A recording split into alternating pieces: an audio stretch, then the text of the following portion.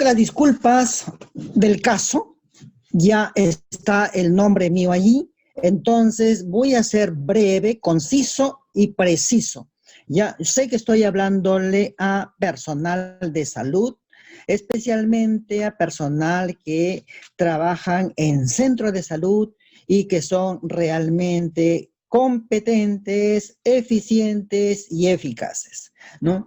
Ahora, el tema, para ir concluyendo también con nuestras actividades pendientes desde el ADI de Cayetano Heredia, estamos con el tema del duelo en pandemia de COVID-19.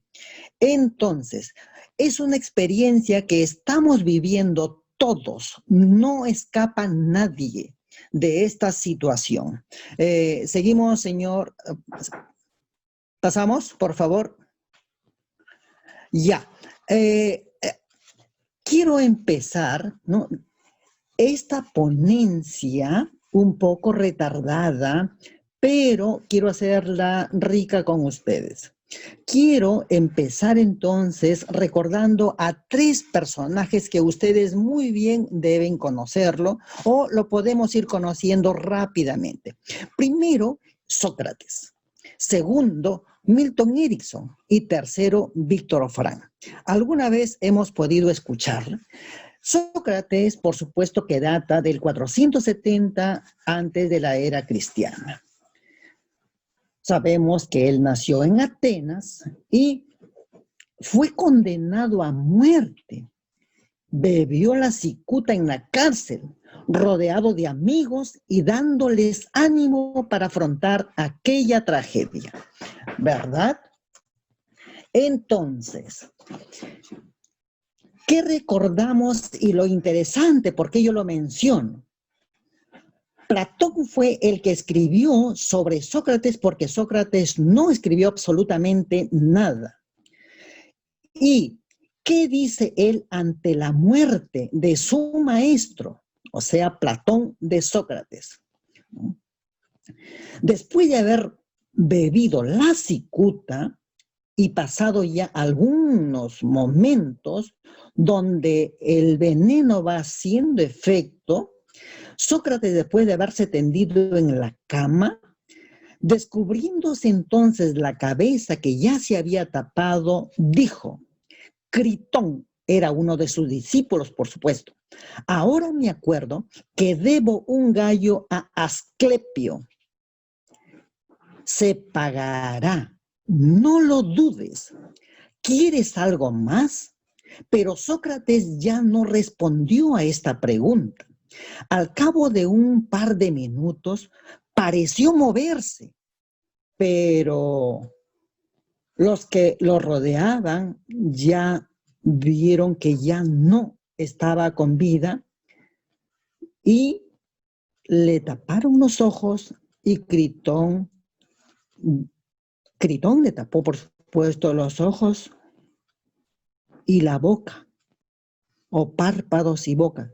Y basta, ahí terminó Sócrates. ¿Y por qué menciono yo a Sócrates? Porque fíjense, el carcelero que le da el veneno a Sócrates, le dice Sócrates, tú que tienes experiencia en estos casos, ¿qué debo hacer?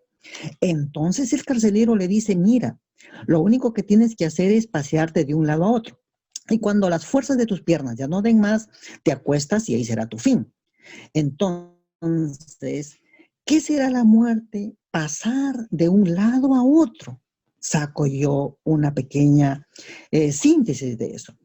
Y Sócrates también dice, antes de partir en este viaje, quiero pedirle a los dioses, ¿no? Entonces, y algo más, se acuerda que debe un gallo. Entonces, será importante que antes de partir de este mundo, pagar nuestras deudas. Y si nosotros ya no lo podemos hacer, encargaremos a otros que paguen nuestras deudas. El segundo personaje es Milton Erickson, un médico ciertamente también considerado un genio en su tiempo. Muy joven, a los 17 años, enfermó gravemente de poliomielitis. En ese estado, escuchó a su madre hablar con 3 médicos en la habitación anexa a la suya.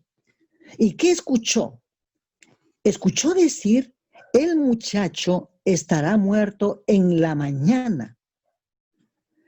Más adelante, Milton dice, ¿cómo se les ocurre a los médicos darle tal cosa o decirle tal cosa a una madre? Ah, bueno, lo rescatable también aquí en este momento de Erickson es que él ayuda o ayudaba a vivir la vida plenamente y con gozo. Siempre decía, busca una meta real en el futuro cercano. No es necesario dar las razones de nuestras acciones, pero sí es necesario tener las metas para el futuro inmediato y que sean alcanzables. Cuando los médicos le dicen a la madre que el joven estaría muerto en la mañana siguiente, Milton Erickson dice, diablos, voy a morir. Y antes de morir, él quería ver la última puesta del sol, al menos. Pero ¿qué le dificultaba ver la última puesta del sol? Una cómoda. Y le pide a su madre que vaya moviendo la cómoda para que él pueda disfrutar de la última puesta del sol. Entonces, no es necesario dar razones de lo que queremos. Si nosotros tenemos la meta clara de él era ver la última puesta del sol, pero había un obstáculo que le impedía, ¿no? Y él nos enseñó también que la vida se vive en el presente y se dirige al futuro. Finalmente, el tercer personaje que hago mención es el doctor Víctor Frank. Fue un neurólogo, ciertamente, y fundador de la logoterapia. ¿Y por qué lo menciono a él aquí?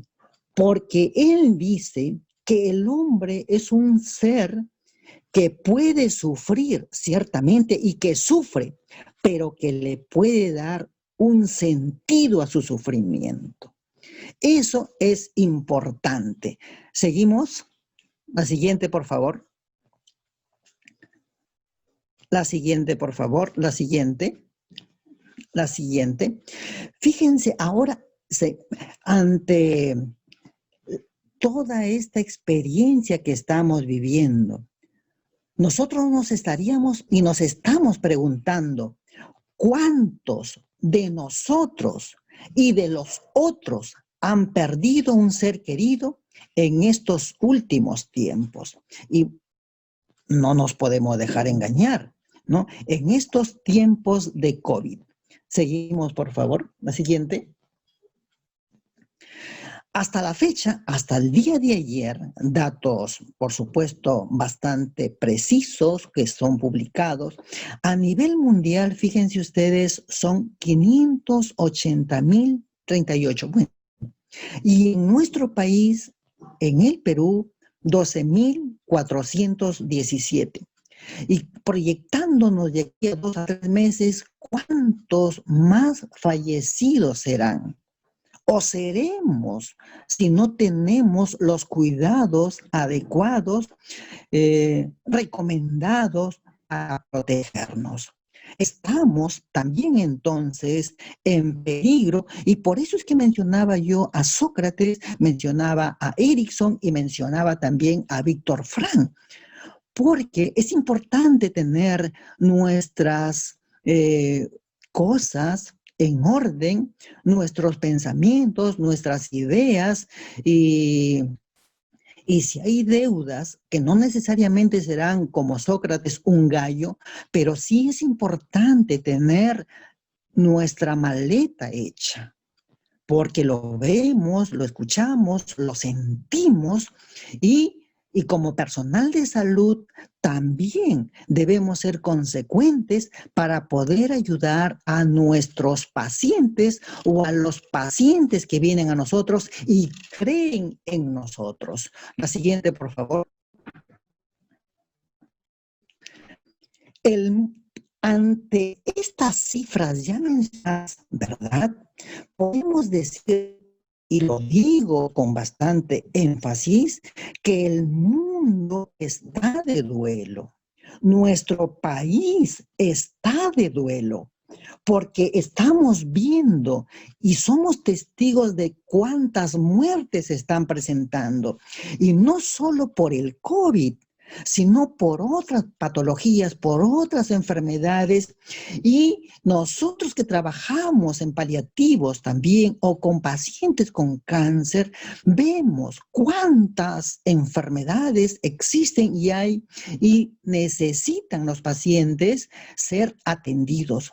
Por eso, sí es verdad que el COVID está teniendo una gran fuerza, pero no descuidemos otras enfermedades crónicas, otros males que también adolecen a nuestros pacientes.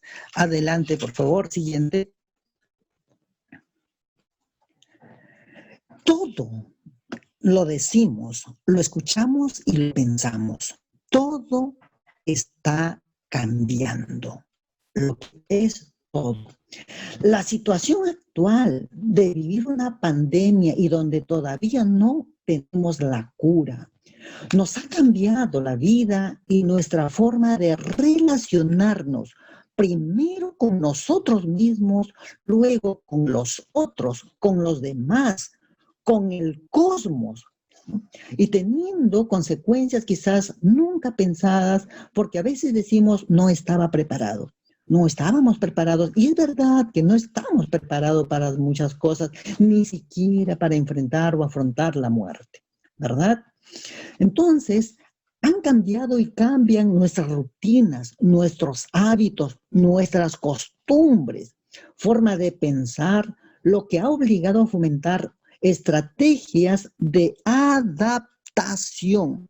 Eso quiere decir también que busquemos de ser y ayudemos a nuestros pacientes de ser flexibles.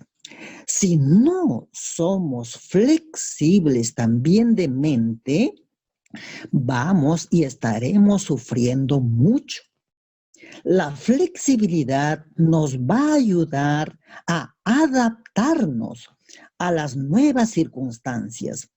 Ha cambiado todo, decía, y ha cambiado también la forma de morir y de esperar y de despedir a nuestros muertos. Lo vemos, ustedes lo ven, lo escuchan en su centro de salud, en su hospital. Yo lo veo en el Hospital Cayetano Heredia. Lo que me dicen los familiares, lo que me dicen los pacientes, todo ha cambiado. En fin, el cáncer nos da la posibilidad de todo un proceso o nos da la oportunidad de todo un proceso, de hacer un recorrido y de ir ordenando nuestras cosas. Pero el COVID, donde los familiares dicen, pero yo he estado bien, llevé a mi paciente, llevé a mi madre al hospital y luego me dijeron, falleció, murió. Seguimos, por favor, la siguiente.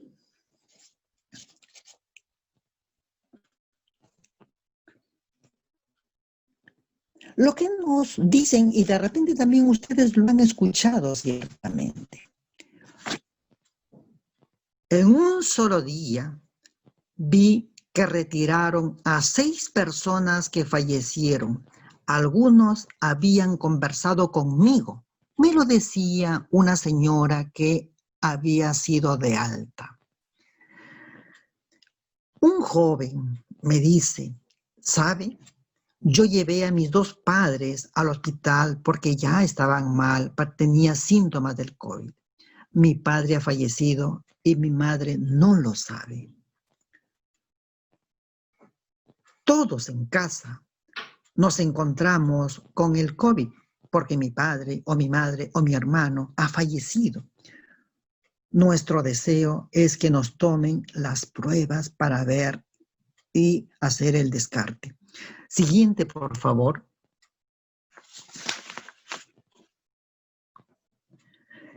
En fin, esta experiencia que estamos viviendo, ¿no?, es un proceso de duelo que puede resultar siendo mucho más doloroso. No tenemos la oportunidad de hacer y dar los pasos que anteriormente hacíamos. Pero, ¿qué es el duelo? Y que ustedes muy bien lo manejan. El DSM-5, la última versión del Manual Diagnóstico y Estadístico de Trastornos Mentales, define al duelo como la reacción ante la muerte de una persona querida. Holmes, ya en 1967, dice: la pérdida de un ser querido es considerada uno de los estresores vitales de más alta intensidad. Fíjense ustedes entonces que el duelo es una experiencia que corresponde vivir a cada uno de nosotros de manera personal, familiar y colectiva ante la ausencia o pérdida de algo o alguien de pequeño, mediano o grande valor. La experiencia nos ayuda mucho a todos los que me están escuchando en estos momentos, porque sé que trabajan en centros de salud, sé que trabajan en el campo, digamos, en la experiencia misma. Y por eso yo creo que la teoría y la práctica tienen que ir muy bien de la mano. Al menos a nosotros, como equipo ADI, que trabajamos en el Hospital Cayetano Heredia, la experiencia nos acompaña mucho, aparte del conocimiento, por supuesto. Nosotros que estamos sumergidos en el campo, ¿qué nos dice? La familia, entonces, recapitulando un poquito, decía que el duelo es una experiencia personal, familiar y colectiva. La experiencia nosotros que estamos sumergidos en el campo laboral, ¿qué nos dice?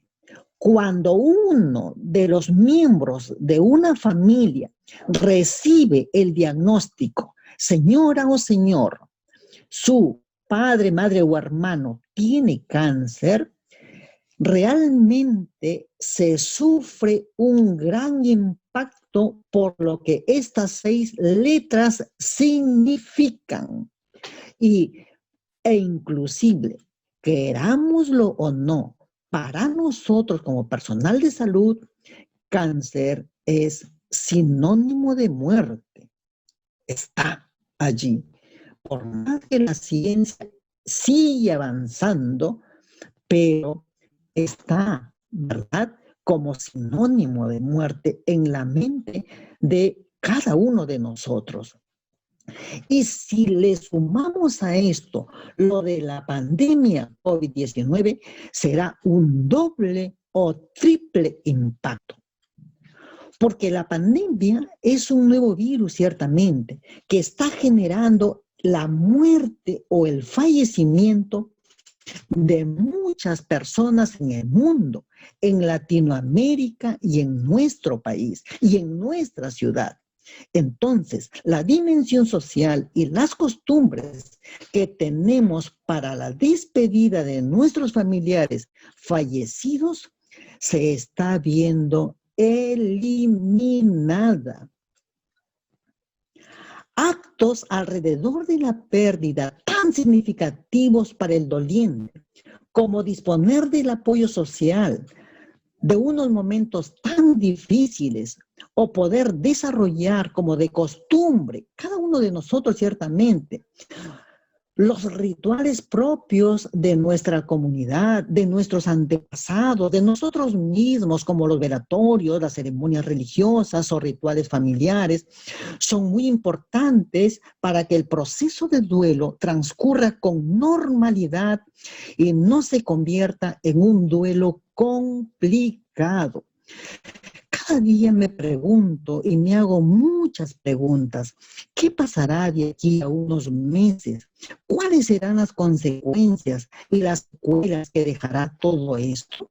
Yo creo que el personal de salud mental, psiquiatras y psicólogos, pienso, y todos los que estamos trabajando también en nuestro centro de salud, tenemos una ardua labor. Primero para responder a las inquietudes de nuestras familias, porque también se están sintiendo afectadas y tocadas por esta pandemia, y luego por nuestros pacientes que vendrán y vendrán en serie, ¿verdad? Y esto tiene que ver también cómo dar las malas noticias. Y esto tiene que ver también con las malas noticias. Y yo estaba también dentro de esos tres personajes, mencioné a Milton Erickson, porque él escucha decir a tres médicos que estaban haciendo la visita domiciliaria en aquel entonces, y escucha decir a su madre que le dicen, bueno, mire, el muchacho estará muerto al día siguiente. Y él dice, ¿cómo es posible que los médicos puedan decir de esa forma a una madre? Y la mala noticia que se informa ahora, o la mala noticia que se da ahora, quizás no es la más adecuada también. Justamente ayer me decía una hija de un paciente, me decía, ¿sabe? No sé quién fue que me llamó, médico, pero fue personal de salud que me llamó por teléfono a mi número que yo he dejado y me dijo, buenas tardes, mire, su familiar ha fallecido y me cortó. Quizá pues porque el personal de salud no estamos también algunos capacitados para dar la mala noticia y hay que saber, no basta dar la mala noticia, sino el saber cómo dar la mala noticia. Aquella información, ¿no? Digamos, la mala noticia altera drásticamente la visión que una persona puede tener con respecto al futuro. Bien, porque le afecta de manera directa y personal o porque hace referencia a un ser querido. Sabemos que dar malas noticias es una práctica frecuente, pero muy difícil entonces. Si bien la comunicación de malas noticias es una práctica inherente en la medicina, es una tarea que se tiende a rehuir, evitar o delegar en otros. Y eso quiere decir entonces que podemos prepararnos, por supuesto que sí. Podemos prepararnos para poder ser más asertivos, poder ser más empáticos y que nuestros pacientes o los pacientes que atendemos realmente se queden mucho más calmados y tranquilos para que sigan su proceso. Siguiente, por favor.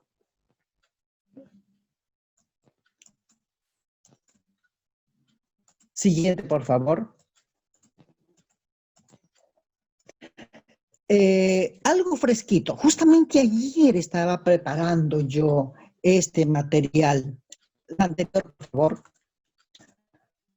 La anterior, la anterior, por favor. La diapositiva. Claro, ayer, fíjese, ayer.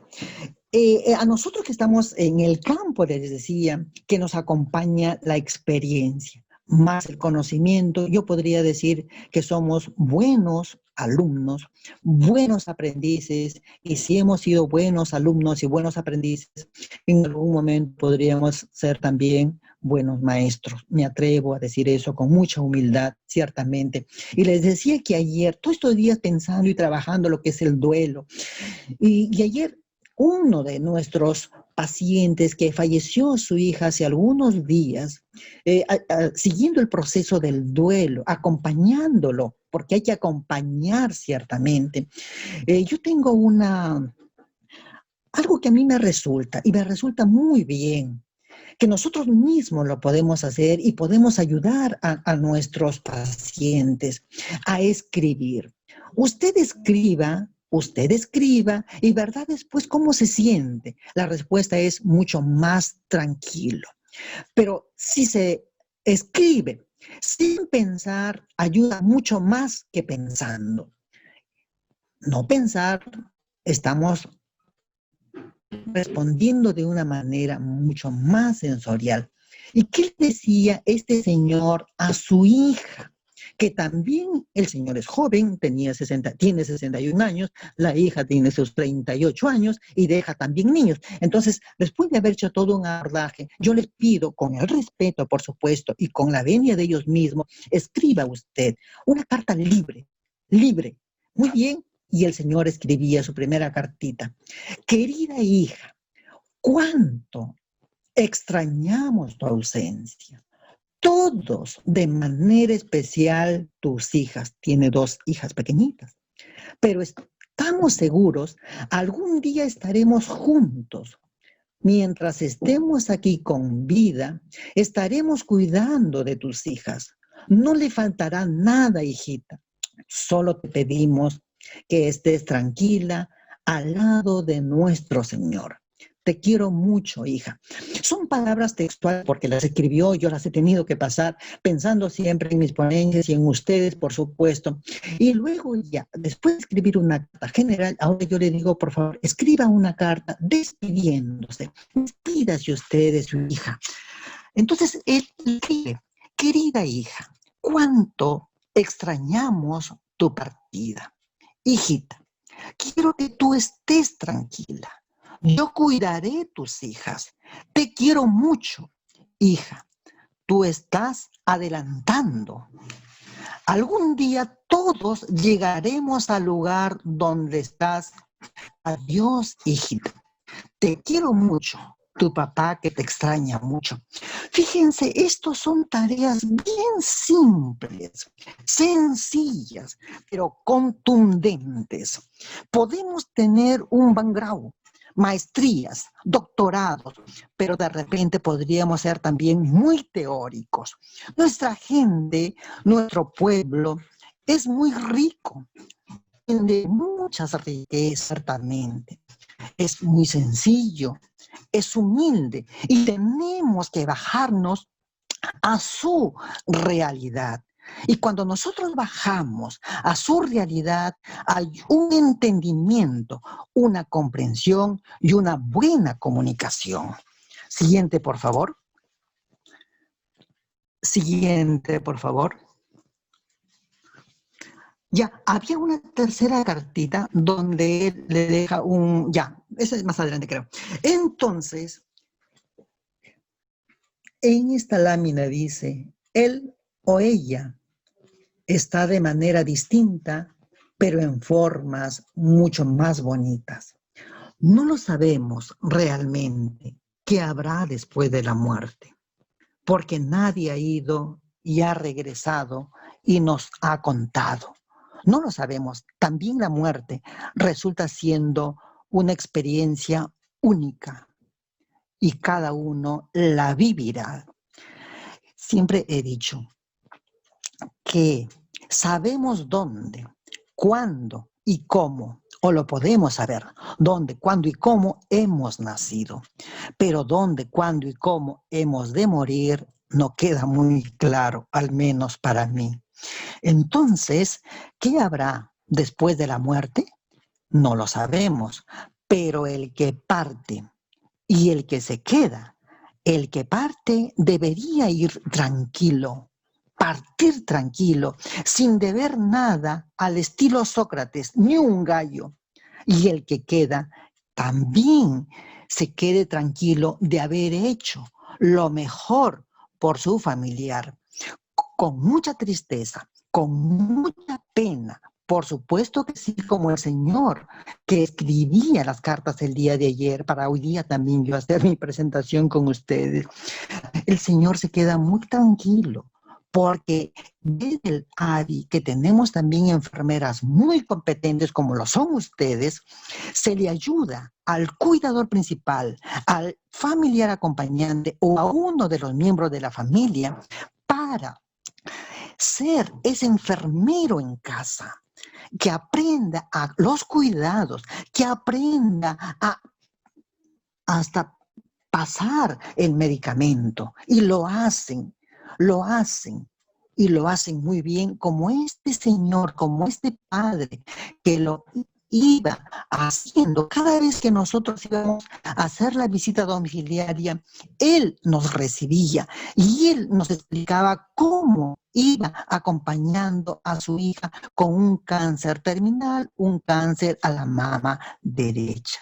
Entonces, sí, cuando hay personal de salud también capacitado para poder llegar a uno de los miembros de la familia y enseñarle de manera sencilla, pero clara, ellos pueden ser unos buenos colaboradores del equipo y sobre todo de su familiar, que sabemos que ya está en una tercera o cuarta fase y donde nos queda ir preparándonos como personal de salud, preparando a la familia y preparando al paciente para que un día parta y esté preparado ciertamente. Un preparado entre comillas, digamos, porque nunca estaremos preparados al 100%, definitivamente no, porque al final nos dicen, ¿quién puede estar preparado? ¿Cierto? Podemos tener algunos elementos, tenemos poder tener algunos recursos, pero preparados definitivamente no. Siguiente, por favor. Siguiente, por favor. Esta es la cartita la última carta, la anterior, por favor. La anterior, por favor. Esta cartita fue la tercera que yo me atreví también con mucho respeto, como les digo, a este señor que está haciendo las sesiones conmigo. Y le decía, ¿usted le gustaría dejarle un mensaje a los padres o madres que cuidan también a un hijo con un cáncer en fase terminal? Sí, por supuesto que sí, me dijo. Y fíjense que hay que reconocer que en el mundo y en América Latina y en nuestro país, no siempre son los padres que están al cuidado de los hijos. No siempre. Son, ¿quiénes son? Son las mamás, ¿verdad? Las madres. Pero aquí sucede algo interesante porque es el padre quien está haciéndose cargo y responsable de su hija. Y no porque no había mamá, la mamá también estaba ahí, la esposa también estaba ahí, pero también hay que reconocer que en nuestra sociedad la figura del padre, la figura masculina, está muy deteriorada, donde muchas veces la madre suele decir, y ustedes me van a dejar mentir, dice, yo soy o he sido madre y padre para mis hijos. Y entonces viene la pregunta, ¿y dónde está el padre? ¿Conquistando? Siempre fue el cazador y estará cazando. En fin, pero la responsabilidad y el compromiso no es de uno. El compromiso y la responsabilidad son de los dos, padre y madre, para el buen desarrollo de los hijos. Eso es importante. Y en nuestra sociedad hay muchas dolencias, hay muchas heridas y heridas sangrando que ameritan ser sanadas, curadas realmente. Hay mucho trabajo por hacer, estimados compañeros, hay mucha labor por hacer y no esperemos que venga de arriba o de las autoridades para empezar y hacer un trabajo minucioso, pero muy rico como personal de salud. Este señor, el mensaje que deja y dice, estimados padres, porque lo escribió ciertamente, es difícil perder una hija para siempre. Una hija que tanto la amabas, daba la vida por ella y ciertamente, cada vez que llegábamos a su casa, daba la vida por ella. Pero lamentablemente llega un momento de separarnos para siempre. Las separaciones duelen, estimados, duelen las separaciones. Y ahí tendrá que pagarse un precio, pues el precio del apego, ¿verdad? Cuando quedan nietas, porque estaba dejando nietas, ha dejado sus hijitas esta señora, nietas para el Señor, por supuesto. Cuando quedan nietas o familiares, tenemos que superar poco a poco para cuidarlas a ellas. Porque ella solo está adelantando y luego todos iremos al mismo lugar algún día.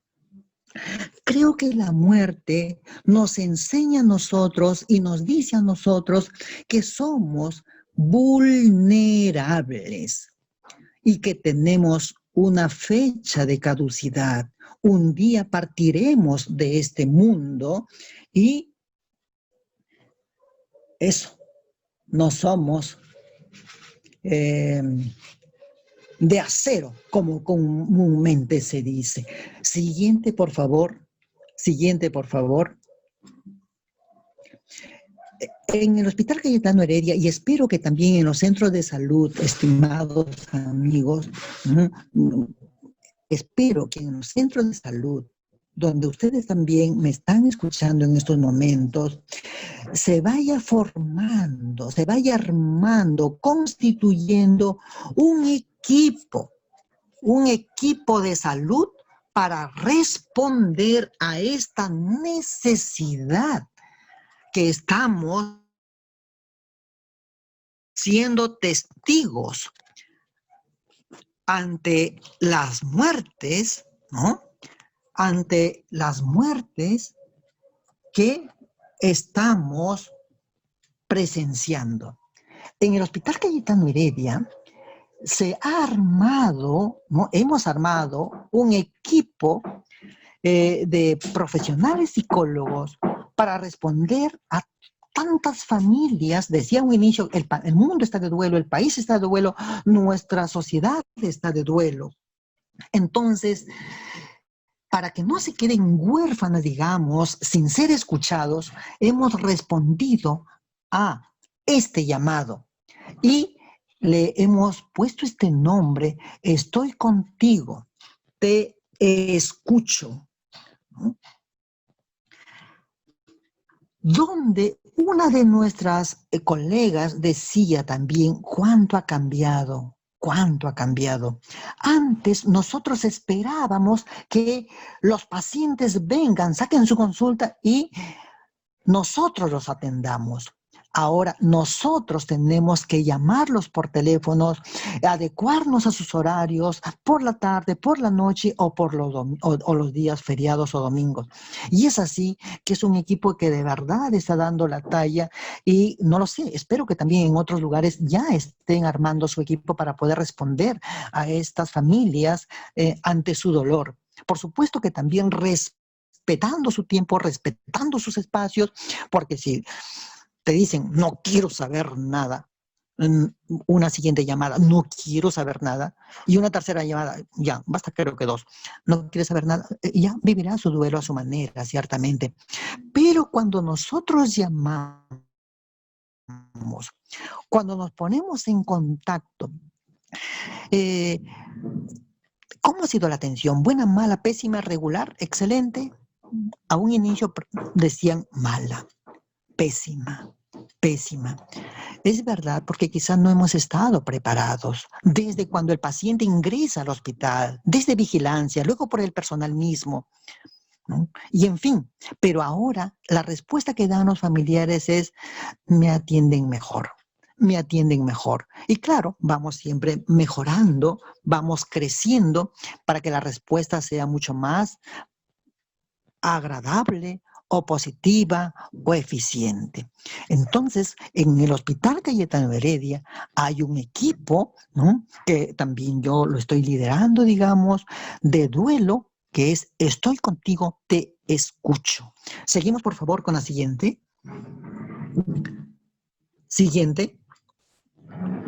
Ya ustedes saben y manejan las etapas de duelo, la muy conocida por Elizabeth Kubler-Ross, y todo esto ya no quiero repetir ni cansarlos a ustedes, ciertamente, porque muy bien lo encontramos en la literatura y la literatura la tenemos muy cerca de nosotros, ¿no?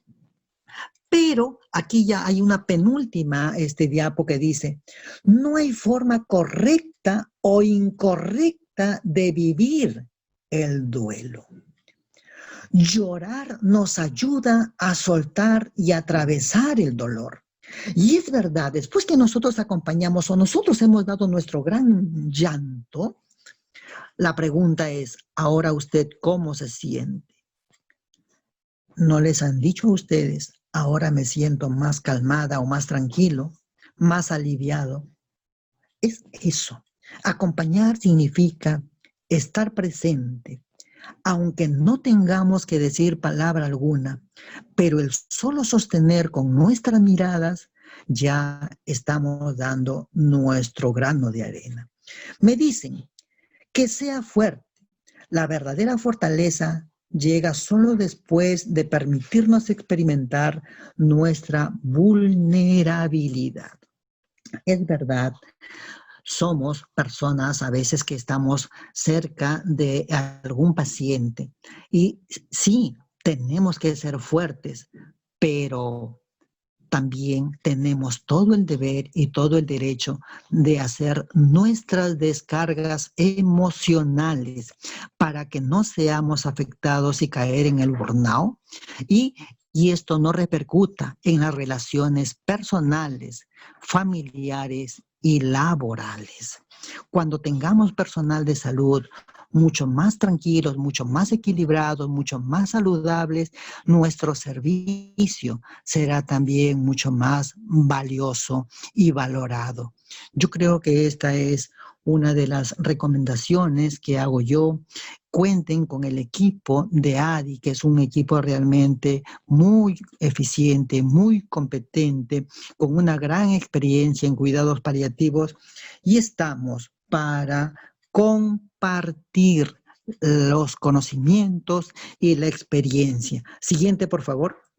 Y bueno, gracias. Espero haber podido compartir. Hay una gran riqueza desde la experiencia, ciertamente, una gran riqueza que les acompaña a ustedes, que nos acompaña a nosotros, y cuando nos vayamos entrelazando y compartiendo, creo que haremos una gran riqueza. Los invito a que escriban sus experiencias, lo que hacen en su centro de salud, con sus pacientes. Una de las debilidades para nosotros los peruanos es que quizás somos muy prácticos y no escribimos nuestras experiencias, escríbanlas. Fíjense el mundo europeo, todo escriben, al menos tengo muchos amigos y que escriben mucho allá, por ejemplo Arnaldo Pangraci, que escribe mucho sobre el duelo, José Carlos Bermejo, también desde España, escribe mucho, y nosotros, ¿por qué nos quedamos atrás? Es un reto, estimados, escribamos, escriban, y haremos también mucho más rica nuestra propia experiencia. Yo no sé si hay algunas preguntas o sugerencias o recomendaciones. Pueden hacerla, por favor, y yo ya doy por concluida mi ponencia. Gracias. Bueno, licenciada, buenos días. Soy la doctora Carolina Vázquez de la DIRI Lima Norte. En el chat están haciendo preguntas. Ya, mire que yo ahorita no Por ejemplo, logro sí, yo le digo, está consultando Berta de Direza Callao.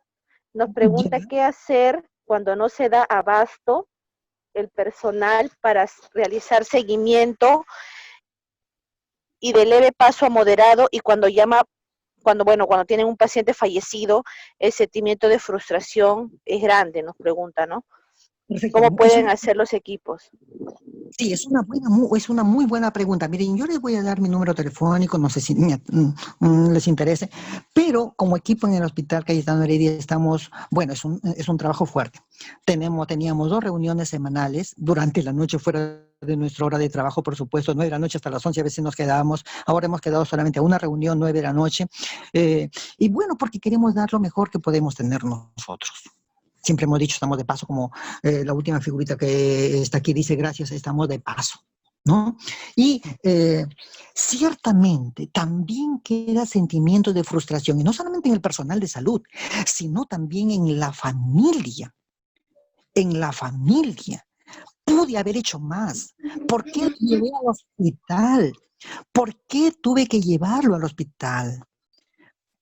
Y entonces, una carga sobre las espaldas que quedan.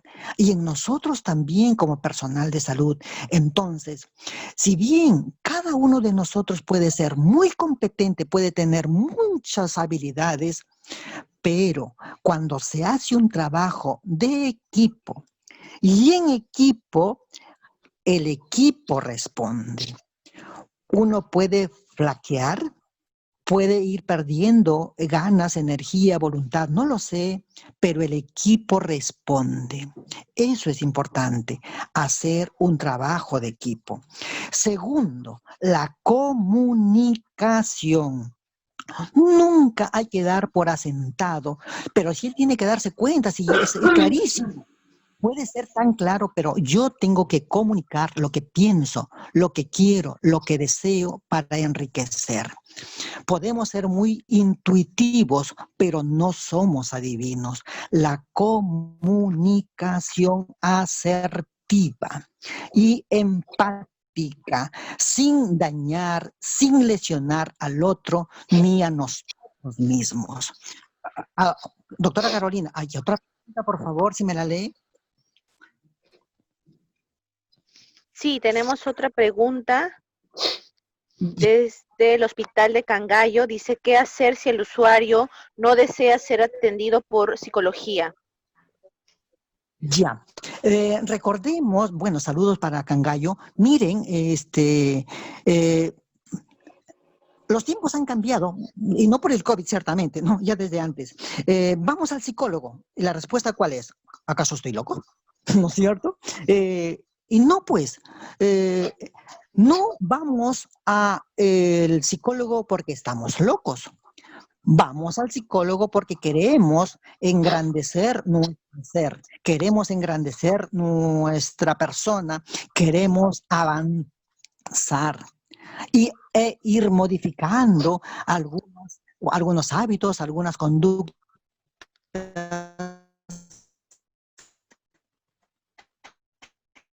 que nos impiden crecer. Entonces, de duelo, por ejemplo, en Cayetano Heredia, nos comunicamos con las familias y puede ser que nos respondan y dicen, mire, en este momento yo estoy en el carro, nos podrían llamar en otro momento, perfecto. ¿En qué momento le volvemos a llamar? Y puede ser que ante la muerte, y no es que puede ser, es ante la muerte de un ser querido, a veces quisiéramos estar tan solos que nadie nos hable. Y en este momento te llaman por teléfono y dicen, no quiero saber, y más, el maltrato que de repente han podido recibir, no quieren. Y puede ser también que estemos en una etapa, en una segunda etapa, ya no en una primera de es la negación, según Kubler-Ross, ¿verdad? Sino en una segunda etapa que es la ira, la cólera, la rabia. Entonces, habrá que dejar un momento que pase, que baje esa emoción de cólera, ira, rabia, y en otro momento llamarle. ¿Verdad? No tan seguido, de repente esperar que pase un par de días, unos 3 días o una semana y nuevamente entrar en contacto.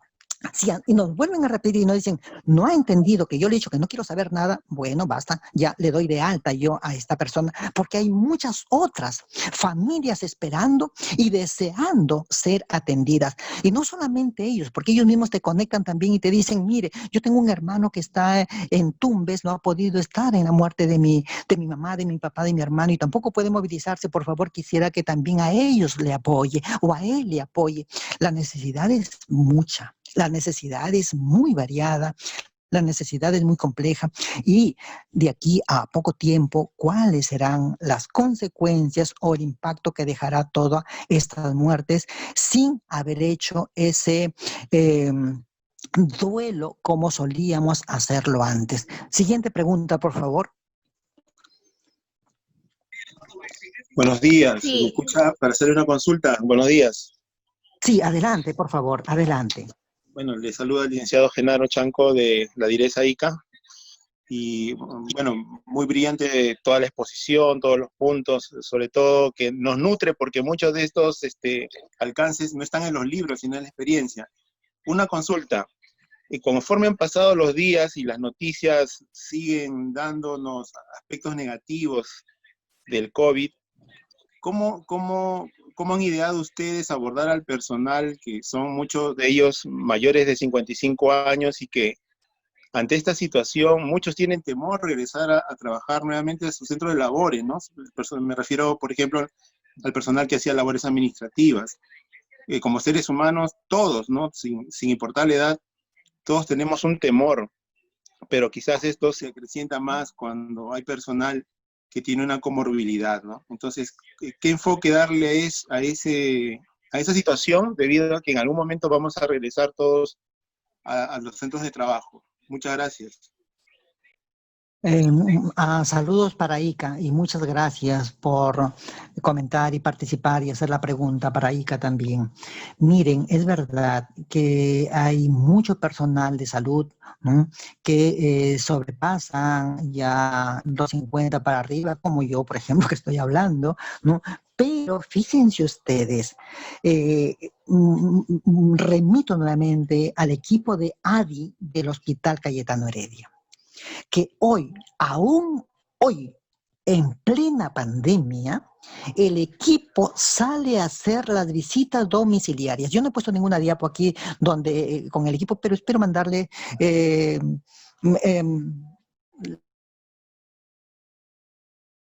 pido al señor Peña que luego reenvíe el video de Adi también para las DIRIS, que será muy interesante, donde nosotros salimos a hacer las visitas domiciliarias. Pero claro, debemos ser cuidadosos, cautos y prudentes.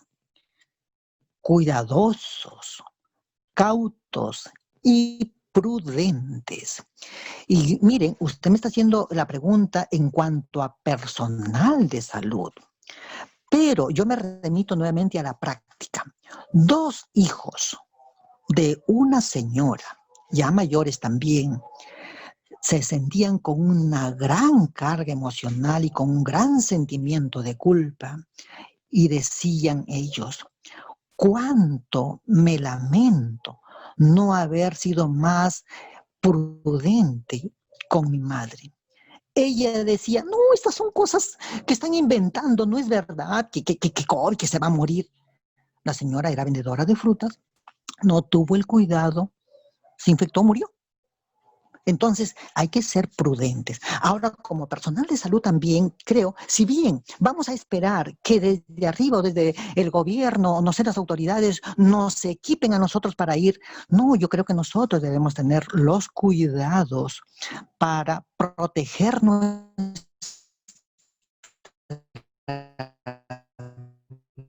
vida y proteger la vida de nuestros seres queridos.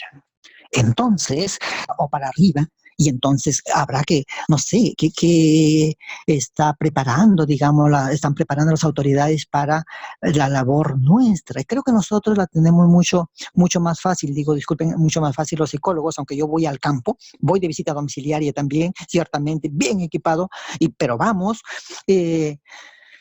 Les digo que la tenemos más fácil porque ya ahora es el telemonitoreo, es las videollamadas, ya no hay la cara a cara, ya no es del tocar al paciente, ya no está la observación y conducta. No, es llamamos por teléfono y yo, fíjense, les digo, a ver, vamos a firmar un consentimiento informado, me lo envían con una fotito, me envían la foto de donde ellos están reunidos y hacemos una terapia a través de videollamada. Ahora, en los centros de salud también a veces hay este servicio de psiquiatría, de psicología. Si no están en la capacidad de responder y brindarnos ayuda, pues buscar a otras entidades mucho más grandes o que tengan un equipo consolidado para tener ese apoyo. Y en cuanto al personal de salud que sobrepasa la edad y que pueden tener algunas enfermedades que pueden ayudar a que el virus tenga cabida, digamos, pues reportarse a sus autoridades inmediatas, ¿no? Porque podemos tener muy buena voluntad, muchas ganas de ir adelante, pero cuando uno enferma, el hospital te dice: ven, ya, gracias, mira, te voy a apoyar, te voy a llevar. Nada, uno se la ve como puede, ¿verdad? La pregunta es: ¿le has dado tanto a tu institución? Y la institución, ¿qué te da? Me lo decía una compañera de trabajo. Es verdad, no basta la vocación de servicio, no basta, pero sí hay que ser cautos y muy prudentes. ¿Habrá otra pregunta, por favor? o comentario o aporte. Bienvenido su aporte de cualquier parte del Perú. Gracias porque están también desde Ica y Cangallo, no sé si Cangallo, pero en fin, su aporte será muy valioso para enriquecer nuestra experiencia y nuestros conocimientos, por favor. Doctora Carolina, si hay alguna otra pregunta, por favor. Sí, nos preguntan también Raquel Ávila del Centro de Salud Callao, ¿cómo intervenir que en un establecimiento hay más de 2 afectados o los grupos de mayor riesgo? Eso es lo que nos pregunta. Ahora, parto desde la experiencia, una vez más. Cuando hay dos afectados, ¿no? Creo que en una diapo pasé, si estamos hablando de personal de salud o de interno, digamos, usuario interno o usuario externo.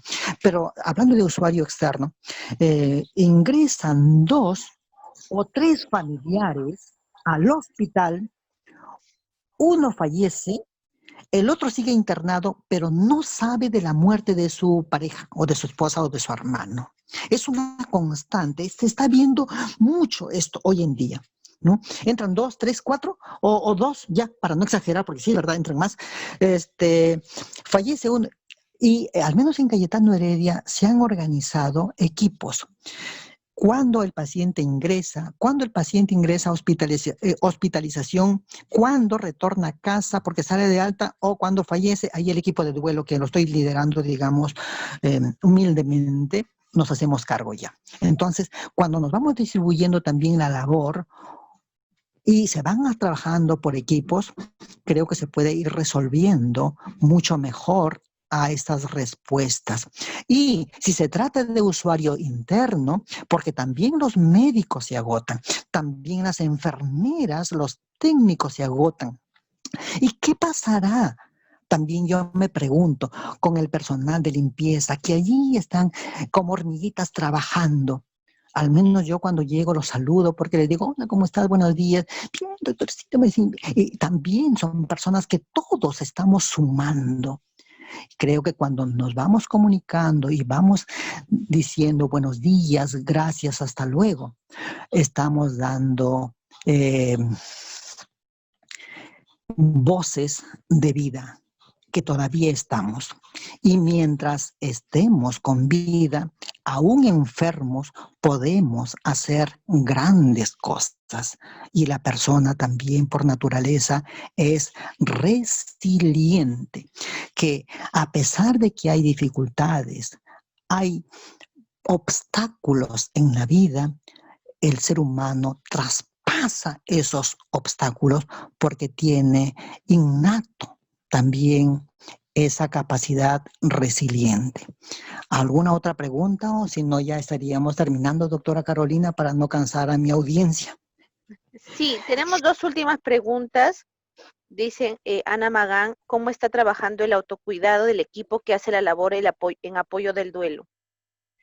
Esa es una pregunta, por ejemplo, que el mismo equipo se responde. Nosotros les decía que tenemos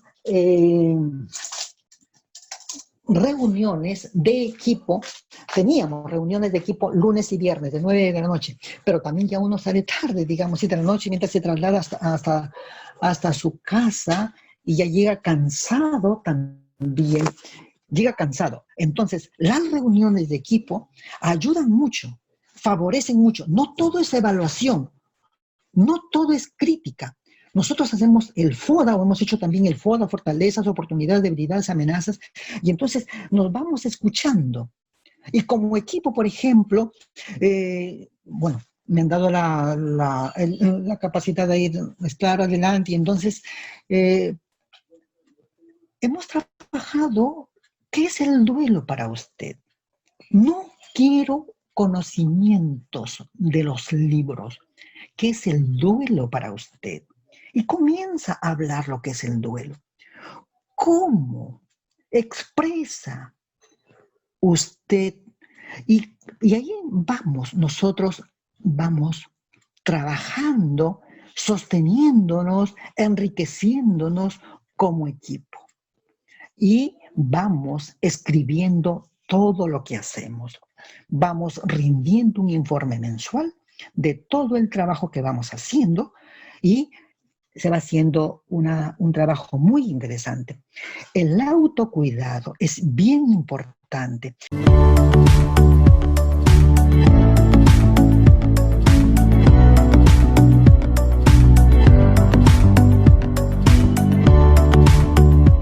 Gobierno del Perú. El Perú primero.